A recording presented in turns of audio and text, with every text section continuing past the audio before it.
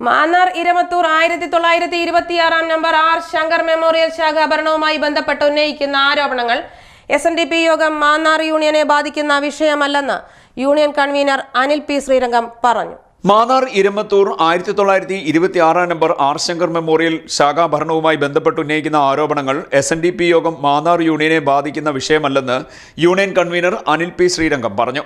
R Shankar memorial ശാഖമായ ഇപ്പോൾ ഉണ്ടായിരിക്കുന്ന വിഷയങ്ങൾ മാന്നാർ യൂണിയൻ്റെ ഒരു വിഷയമല്ല, അത് ഞങ്ങളുടെ കക്ഷിയുമാണ്. മാന്നാർ യൂണിയൻ സംഘടനാവിരുദ്ധ പ്രവർത്തനം നടത്തിയതിൻ്റെ പേരിൽ അവിടുത്തെ പ്രസിഡൻ്റായിരുന്ന ആളിനെ പുറത്താക്കുകയും ആ സംഘടന പിരിച്ചുവിടുകയും ചെയ്തത് SNDP യോഗം കൗൺസിലിൻ്റെ തീരുമാനം ജനറൽ സെക്രട്ടറി നടപ്പാക്കി. അതനുസരിച്ച് അവിടെ ഒരു അഡ്മിനിസ്ട്രേറ്റീവ് കമ്മിറ്റി രൂപീകരിക്കുകയും ചെയ്തു. അത് ചാർജ് എടുത്ത് ഏകദേശം ഒരു മാസം കഴിഞ്ഞപ്പം ഏതാനും ആളുകൾ വന്ന് അവിടെ സംഘടന ഉണ്ടാക്കി പോലീസ് ഇടപെട്ടു. പോലീസ് അത് RDOക്ക് കൈമാറി. RDO കോടതി തീരുമാനിച്ചു. അതിന് താക്കോലും അതിൻ്റെ അഡ്മിനിസ്ട്രേഷനും ആ SNDP യോഗം നിയമിച്ചിരിക്കുന്ന അഡ്മിനിസ്ട്രേറ്റീവ് കമ്മിറ്റി കൊടുക്കാനാണ് കോടതി ഉത്തരവുണ്ടായിരിക്കുന്നത്. അതിനെതിരെ അതിൻ്റെ കക്ഷികൾ കൊണ്ട് ജില്ലാ കോടതി കൊടുത്ത് ഞങ്ങളതിനകത്ത് കക്ഷി പോലും ചേർന്നിട്ടില്ല.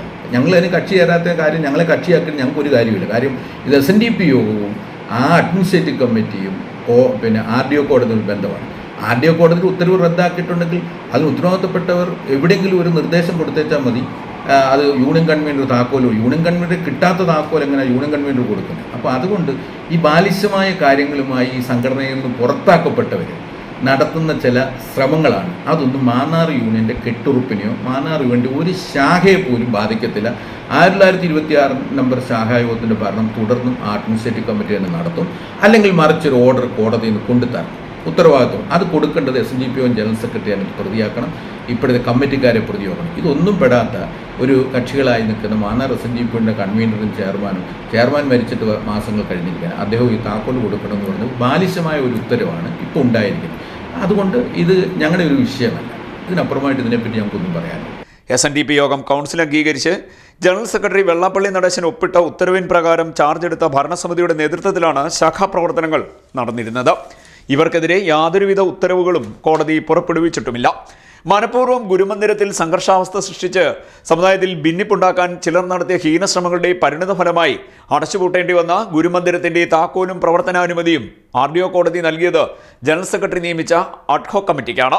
അവരെ കക്ഷി ചേർക്കാതെ യൂണിയൻ ചെയർമാനായിരുന്ന മരണമടഞ്ഞ ഡോക്ടർ MP വിജയകുമാറിനും കൺവീനറായ തനിക്കുമെതിരെയാണ് പരാതിപ്പെട്ടത്.